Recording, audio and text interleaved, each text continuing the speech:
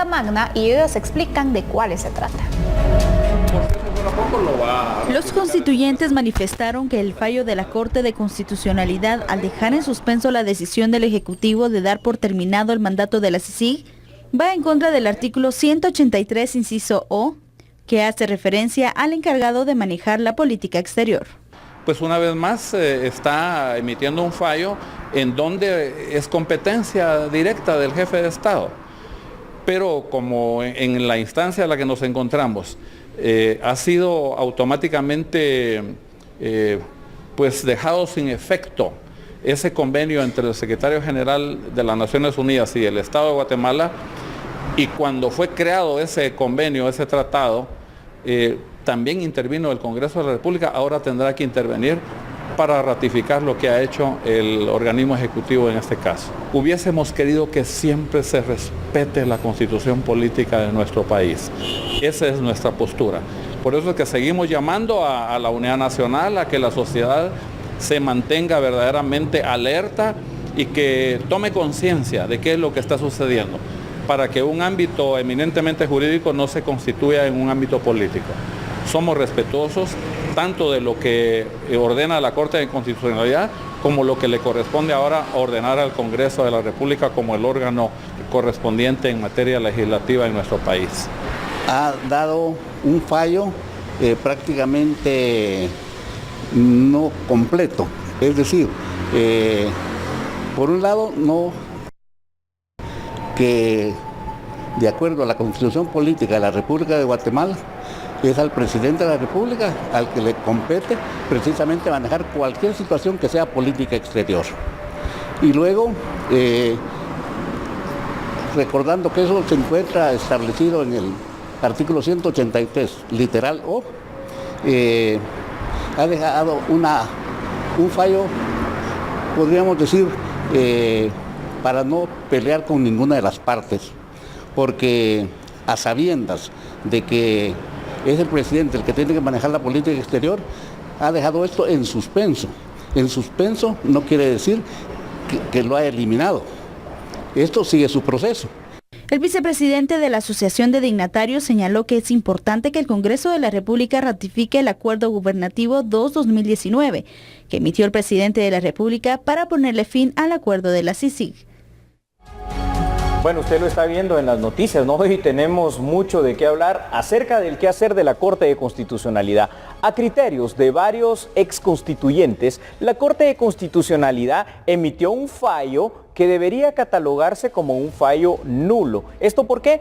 Primero por no tener materia y también por no tener competencia. La resolución de la Corte de Constitucionalidad reconoce, porque así reza, la potestad del presidente de la República en cuanto a dirigir la política exterior. Sin embargo, contradice argumentando que a través de una frase en la cual dice que exhorta, ¿verdad?, precisamente al Ejecutivo y al resto de funcionarios para que dé cumplimiento con ciertas cuestiones, incluyendo el plazo de finalización de la CICIG. Es ahí como pudimos escuchar precisamente con esta asociación de dignatarios del país, que son jurisconsultos pues ya de mucha tradición aquí en la República de Guatemala, cómo de alguna forma ellos también consideran esa nulidad. Bueno, y esto hoy se viene a refrendar, sobre todo con la nota que acabamos de analizar en cuanto a la solicitud de antejuicio que dio trámite por este tipo de fallos, más que jurídicos, Sandy, de carácter político, a los cuales, pues bueno, ahora ya veremos cuál será, ahora sí, el juicio político del mismo Congreso de la República.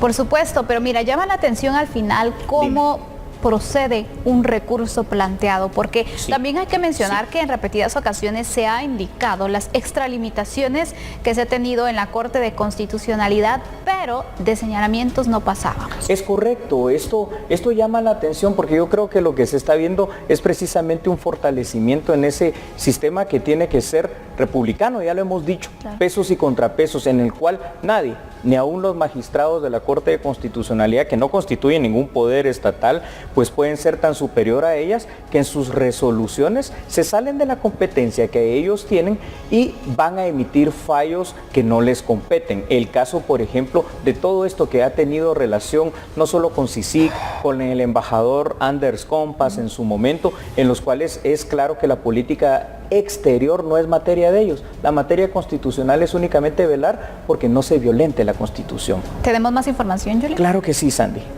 Muy bien, vamos a seguir con este análisis. Gracias. La magistrada presidenta de la Corte de Constitucionalidad, Dina Ochoa, manifestó en su voto razonado las siguientes situaciones. Dice que no hay materia que conocer en esta situación que fue planteada precisamente en este amparo, ya que la Corte de Constitucionalidad no puede resolver nada sobre temas de carácter del derecho internacional público. El Ejecutivo afirma que no ha sido notificado sobre esta resolución, pero advirtió que hará un análisis de la misma y que todavía pueden solicitarse otro tipo de recursos como el de ampliación y el de aclaración, sobre todo por el lenguaje ambiguo, exhortativo, utilizado en el fallo constitucional. Hombre, Sandy, esto viene a ser altamente irresponsable también, porque ¿cómo es que si yo soy una autoridad, en este caso un magistrado, no una alta corte, la Corte Constitucional, te exhorto a que hagas las cosas? No, yo te ordeno, si estoy seguro. Entonces quiere decir que tampoco están tan seguros, y por eso me gustó mucho leer el voto razonado, bastante amplio, por cierto, de la magistrada Dina Ochoa de Fernández, donde ella claramente lo expone de esa forma, y es que es la forma en que hay que interpretarlo, el hecho de que la competencia no la tienen. En todo caso hay cortes internacionales o en todo caso hay otros mecanismos. Y tú sabes cuál era el mecanismo, ¿verdad, Sandy? Artículo 12. Exactamente, Julio. Definitivamente se tendrá entonces mucha más información en el tema de la Corte de Constitucionalidad, porque ahora tienen otra resolución que ha sido la reciente, que por cierto el Ejecutivo está pendiente que se le notifique para luego pues dar a conocer su postura oficial y sobre todo qué harán. ¿Será que se logrará frenar o no la decisión que tomaron de finalizar el mandato de CICIG luego de esta resolución última de la Corte? Tendremos que analizarlo, ¿verdad? Definitivamente, Julio, pero de momento vamos a concluir con este análisis. Tenemos otro tema que también está pues muy álgido y lo vamos a tratar después de la pausa. Ya volvemos. Claro que sí, somos a la medida.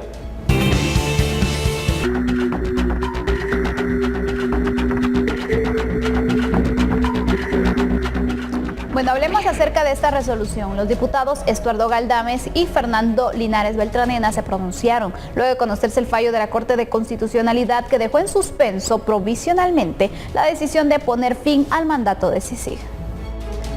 El primer secretario de la Junta Directiva del Congreso de la República, Estuardo Galdames, indicó que la Corte de Constitucionalidad no está facultado para dar resoluciones inconstitucionales.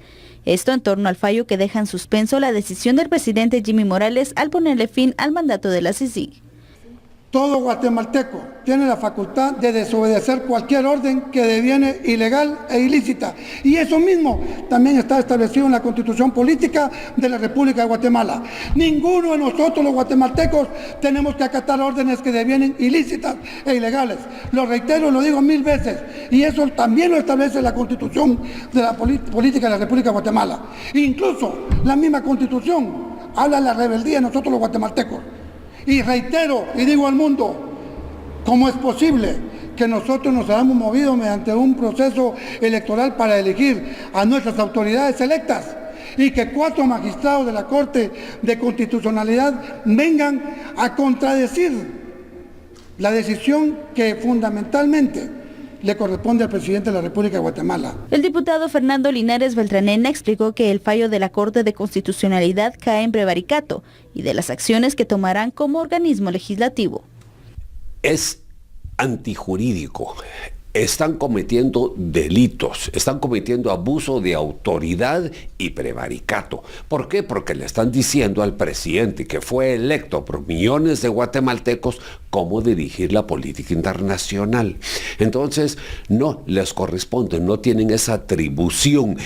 Pero lo más importante es que lo están haciendo. No solo que están cometiendo un delito, y como la orden está vigente, es flagrante, la policía debería entrar a capturarlos y llevarlos al juzgado de turno. Nadie es superior a la ley y los magistrados están actuando como si lo fueran. Por supuesto que del Congreso vamos a tomar acciones también. Vamos a ratificar la decisión del presidente y vamos a pasar la ley de antejuicio que ordena que se cumpla con la Constitución para que la Corte Suprema no siga actuando en pacto de impunidad, protegiéndole las espaldas a los magistrados de la Corte de Constitucionalidad y barriendo los antejuicios bajo la alfombra de la impunidad. Bueno, la respuesta a la pregunta de si cayó o no en prevaricato la Corte de Constitucionalidad, pues ahora ya de alguna manera a través de la solicitud de antejuicio que sí pasó de la Suprema al Congreso se empezará a investigar. La Constitución Política de la República de Guatemala y el resto de normas deben ser interpretadas no por ideologías, no por cuestiones políticas, ni tampoco por algún interés de determinados grupos. Debe ser interpretada simple y sencillamente en el sentido laxo y llano de lo que dice la ley, sin darle ninguna interpretación, porque así es como está y eso es lo que hay que obedecer. Por ello es que expertos constitucionalistas y además exconstituyentes han afirmado no solo la posibilidad de que el fallo de la Corte de Constitucionalidad sea nulo, sino que además estén cometiendo un delito. ¿Qué delito? El delito de prevaricato. Ahora usted se preguntará allá en casa, ¿qué es el prevaricato? Sandy, ¿pudieras compartirnos qué es el prevaricato? Así es, el artículo 462 del Código Penal define que comete prevaricato el juez que a sabiendas dictare resoluciones contrarias a la ley o las fundare en hechos falsos. Por lo tanto, será sancionado con prisión de 2 a 6 años. Exactamente. Grave. Y mira, lo que llama la atención también es cómo el análisis legal se ha ido extendiendo. Es correcto. Cómo distintos sectores también se han ido involucrando para de esta manera entonces conocer quién aquí actuó al margen de la ley. Así es, Sandy. Por eso aquí nosotros en A la Medida siempre nos gusta decirle lo siguiente. Usted, bueno, no nos crea a nosotros, créale a la ley, créale a la Constitución, y por eso es que hemos dado los artículos una y otras veces para que usted pueda tomar esa situación de leerlos y analizarlos. Y es que, como tú bien dices, aquí ya son distintos sectores, ¿no? Desde juristas, abogados, exconstitucionalistas y distintos sectores, incluyendo a los señores diputados, que también son abogados, por cierto, ellos están coincidiendo en esta situación de que efectivamente hubo una extralimitación, hoy refrendado además por 11 magistrados de la Corte Suprema de Justicia. Y es aquí donde ahora sí se abrirá la posibilidad, si es que lo hay, a través de esa investigación que hará en todo caso la comisión que debe nombrarse en el Congreso de la República, si hay indicios de la comisión, por ejemplo, de un abuso de autoridad o de un prevaricato, que es una resolución contraria a la misma ley, en este caso a la Constitución, pues donde ya retirando, por ejemplo, en un caso que eso llegara a pasar, el beneficio del antejuicio, entonces podrán ser perseguidos a través de esa querella que ya está presentada por la Asociación de Dignatarios de la Nación. Julio, yo te pregunto, con todo lo que hemos venido analizando contigo, sí, ¿se cometió o no prevaricato? Según tu experiencia y sobre todo también dándole lectura a lo que dice la ley, conociendo los casos que ya hemos tenido las resoluciones, ¿crees que sí hubo prevaricato y por qué? Muy bien, gracias, Andy. A ver, tome nota usted de lo siguiente, ¿verdad? Como le digo siempre, vámonos a la ley. Tome nota y después lo investiga. Váyase al artículo 174 de la Constitución, 174 y el 175, donde va a haber la primacía constitucional. Dice que ninguna ley puede ser superior a la Constitución. Pero además, por favor, vaya y analice lo que dice el artículo 204 de la Constitución. Dice que ningún fallo, ninguna resolución de ningún tribunal, y la Corte Constitucional lo es, debe de chocar en contra de los principios establecidos en la Constitución, porque si eso llega a pasar, esa resolución, dice, va a ser nula ipso iure, es decir, nula de pleno derecho. Y como también la Constitución a mí me dice que un funcionario público en el 151 al 154 de los artículos constitucionales solo puede hacer aquello que la ley le permite. Bravo, Sandy, felicitaciones. Y el artículo 268 constitucional dice la función clara de la Corte de Constitucionalidad, en este caso simplemente velar porque en las tres situaciones que son el amparo, la exhibición personal y el recurso de inconstitucionalidad, no se violenten los principios y garantías constitucionales. Si hace algo fuera de eso, puede haber abuso de poder, abuso de autoridad, y si las decisiones están en contra de eso establecido en el 268, hay prevaricato, decisión en contra de la misma Constitución, lo cual es gravísimo. Claro, Julio, hay algo que me llama la atención a mí de toda esta situación que está sucediendo. La población se está interesando mucho en el tema. Hay que tener cuidado con todo lo que se indica en redes sociales específicamente. Hay que investigar, y por eso qué bueno que nos anotas los artículos para que la gente después lo pueda estar leyendo y analizando también. Pero te pregunto, escuchaba de una persona hoy una interrogante y decía, bueno, si ya se realizaron distintas resoluciones por parte de la Corte de Constitucionalidad donde siempre rechazaba o hacía que el Ejecutivo pues no tomara en realidad las riendas de lo que tenía que hacer sus funciones en este caso, ¿por qué hasta ahora se está realizando este tipo de resolución? Y es que mira, son varias las resoluciones que ha hecho la Corte de Constitucionalidad donde precisamente dejan sin ninguna función al Ejecutivo, y no solo al Ejecutivo. A todos, porque ya pasó en el Legislativo, obviamente, ¿verdad? Cuando, le recuerdo una vez más, hace ya 2 o 3 años, votaron una elección de una junta directiva, y esto no es función de la Corte de Constitucionalidad.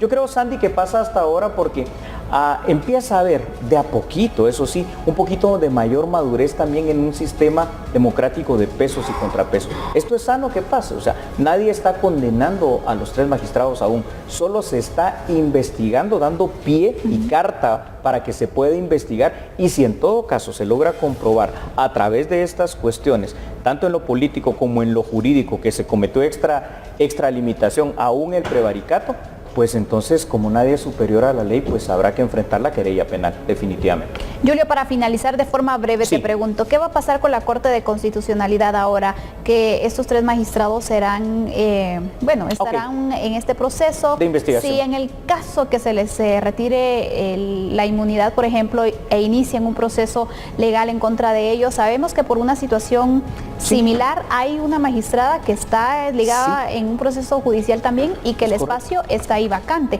¿Pasaría lo mismo o simplemente los suplentes pasan a este lugar? Bravo, Sandy, tú sí sabes muy bien de derecho y has aprendido bastante. En un caso extremo, de que se les quite el blindaje del antejuicio y de que entonces ya se ordene, por ejemplo, una orden de aprehensión después de una investigación y un debido proceso que puede darse, y que queden vacantes esas plazas. Recuerda que la Corte de Constitucionalidad son 5 magistrados titulares, pero cada titular tiene su suplente. Los suplentes, por orden constitucional, tienen que asumir esas plazas, y hay que nombrar a los otros 3 suplentes, en este caso, de aquellas listas que tenían las comisiones de postulación en el orden en que hayan sido calificados. Es el procedimiento constitucional. El Congreso de la República nombraría a los 3 que pasarían a ser magistrados suplentes.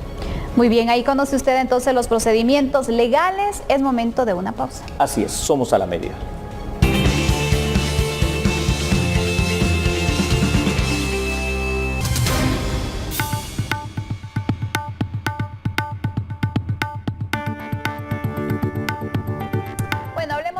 Tema, y por favor tenga mucha precaución. Abarroterías y otros negocios vendían producto vencido y de contrabando, por lo que las autoridades decomisaron la mercadería durante unos operativos realizados. Preste atención usted, por si usted compró algún tipo de productos de estos. Una abarrotería en la zona 10 capitalina y 15 locales más en el departamento de Guatemala fueron allanados por las autoridades, esto por ofrecer medicamentos de contrabando y además vencidos.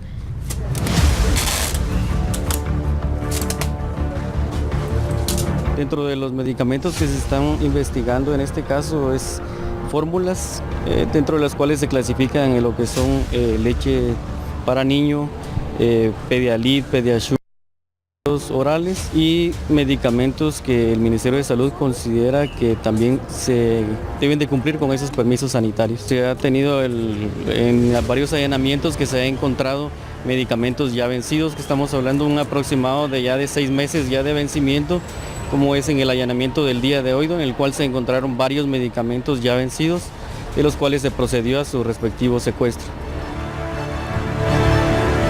Esta es una segunda fase de investigación, pero las autoridades no descartan una tercera fase con posibles capturas. La primera de ellas se realizó en diciembre del año 2018. Bueno, qué tema, ¿no? Qué bueno que estos operativos se llevaron a cabo. La mejor medicina en contra del contrabando, por su seguridad, ojo, por su salud, es comprar en negocios que sean debidamente establecidos y de una buena reputación. El contrabando, fuera de ser un delito, representa pérdidas, tanto para el fisco nacional, pero también, ojo, porque puede representar pérdidas hasta de vidas humanas, cuando alguien, por ejemplo, consume un producto alimenticio o un medicamento que esté vencido o que esté en mal estado. Un punto muy importante es cómo poder determinar por parte del comprador que un producto es de buena o es de mala calidad, está vencido o no, es genérico o no, y cuál es su procedencia. Y tú lo apuntabas muy bien, Sandy. Estos operativos fueron dirigidos a tiendas, a barroterías, a este tipo de negocios. Tú vas a comprar una medicina en contra del dolor de cabeza y te dan cualquier cuestión que tú no sabes ni de dónde salió. Pero ¿cómo poder combatir eso? Es difícil, ¿eh? Es una situación complicada, Julio, porque estás hablando con situaciones muy contrarias. Por una parte, tu responsabilidad como ciudadano de poder aportar, obviamente, en negocios establecidos, negocios que tributen, porque entonces fortalecemos allí el tema de la recaudación. Pero por otra parte, estás hablando en el tema económico, porque sabemos que en este tipo de ventas los productos de esta categoría pues son mucho más baratos, la gente se arriesga porque obviamente no tiene para poder comprarlo en otro punto, sabiendo y sospechando que puede ser de contrabando. Que puede ser de contrabando. Y es que puede pasar, ¿verdad? Eso es una ruleta rusa al final de cuentas, Andy, porque puede pasar que el producto al final te salga bueno y que no pase nada. Pero ¿qué pasa si, por ejemplo, en el tema de los licores vienen alterados, como muchas veces se ha comprobado en el contrabando? ¿Qué pasa si en el tema de la gasolina también está alterada y echas a perder tu carro, tu motor, tu automotor? ¿Qué pasa en el tema de la medicina si ya está vencida y en lugar de hacerte un bien te hace un daño? Y no digamos, Andy, en el caso de la comida, donde realmente esos productos que vienen de contrabando ya no traen fechas de vencimiento, o se ha logrado establecer en investigaciones que les han borrado la fecha de vencimiento original para ponerles otra y que uno crea que todavía están bien cuando realmente su vida útil ya feneció. Por supuesto, y aparte también en ocasiones hay medicamentos que son genéricos, no se sabe la calidad que tienen, los hacen pasar, les cambian los frascos, incluso los empacan y te lo venden a un precio que no es ni siquiera, bueno, que se va acercando al real y te ahorras unos cuantos quetzales, pero arriesgas en gran medida tu salud. Tú dijiste algo muy importante, es que muchas veces el tema económico hace que se compre, por ejemplo, este tipo de productos, ¿verdad? Inclusive hasta en las medicinas, pero tal vez por comprar algo más barato termina saliéndote más caro. Es que eso es lo que hay que analizar también. Y hay algo que no tiene, Sandy, ningún precio, y es la salud. La salud tuya, la salud suya allá en casa y la salud de su familia. Entonces, repensémoslo, ¿verdad? Unas últimas apuntes sobre este tema para finalizarlo, Sandy. Hay una gran responsabilidad por parte de las autoridades, tanto aduaneras en primera instancia, como también las autoridades sanitarias, médicas y la DIACO, para ejercer un mejor y mayor control de los productos que están a la venta. Y el mayor aliado del delito del contrabando es la débil economía que tú señalabas del guatemalteco, el cual muchas veces se decanta por productos de dudosa procedencia por simple y sencillamente el precio más bajo. Tal vez unas últimas recomendaciones finales, Santi. Por supuesto, definitivamente no tenemos que poner en riesgo nuestra salud. Sabemos lo complicado también de la situación económica, pero creo que hay que valorarnos más, hay que estar atentos de lo que consumimos, de lo que compramos, porque a veces lo barato sale caro y no vaya a ser que lo paguemos con la vida. Así que la recomendación es esa, nosotros nos mantenemos al tanto porque estos operativos van a continuar, Julio. Y deben de continuar. Gracias, muy buenas recomendaciones. Pasamos a otro tema. Así es.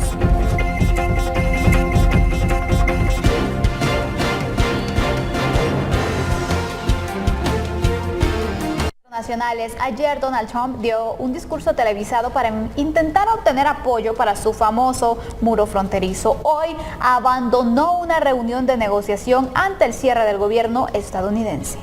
El presidente de Estados Unidos, Donald Trump, abandonó una reunión con legisladores demócratas. Ante esta acción, las conversaciones para poner fin a un cierre parcial del gobierno continuarán sin ningún cambio.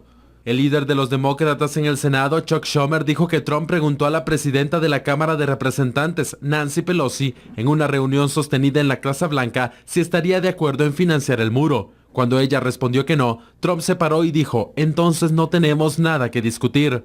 Trump también opinó sobre la reunión en un tuit que calificó como una total pérdida de tiempo. El martes, Trump afirmó que hay una creciente crisis humanitaria y de seguridad en la frontera de Estados Unidos con México. Hizo esas declaraciones pese a que los cruces fronterizos han disminuido en los últimos años. Su discurso televisivo fue una forma de convencer a los estadounidenses que el flujo de inmigrantes que ingresa a Estados Unidos es una crisis, en busca de apoyo para construir su famoso muro. Los líderes demócratas del Congreso acusaron al presidente Donald Trump de apelar al miedo y no a los hechos, y de fabricar una crisis fronteriza para su beneficio en su empeño de construir un muro en la frontera sur. Siempre en el ámbito internacional, el presidente venezolano Nicolás Maduro afirmó que hay un complot internacional para derrocar su recién iniciado segundo gobierno. Durante una conferencia de prensa dada en Caracas, Maduro dijo que el llamado Grupo de Lima está conspirando con Estados Unidos para destituirlo por la fuerza. Sus declaraciones se produjeron luego que el Grupo de Lima, con excepción del nuevo gobierno de México, pidiera a Nicolás Maduro que no asuma su segundo mandato y que transfiera el poder a la Asamblea Nacional hasta que se convoquen nuevas elecciones. El fuerte mensaje del bloque fue acordado tras una reunión que duró poco más de 3 horas en la capital de Perú, donde se discutió la crisis de Venezuela antes de la juramentación de Maduro, programada para este 10 de enero. Estados Unidos se unió a la cita pese a no integrar el bloque. Maduro también advirtió que podría tomar medidas diplomáticas contra las naciones latinoamericanas que firmaron ese comunicado que describió su segundo mandato como ilegítimo. Sin embargo, no dio detalles sobre qué medidas serían las que tomaría. El martes, la Asamblea Nacional Constituyente, controlada por el oficialismo, aprobó un decreto que rechazaba la resolución del Grupo de Lima. Sin embargo, el fin de semana pasado, la Asamblea Nacional Venezolana, de mayoría opositora, declaró la ilegitimidad del presidente Nicolás Maduro. De esa manera llegamos al final de la emisión. Gracias por su sintonía. Gracias, lo esperamos mañana. Feliz noche.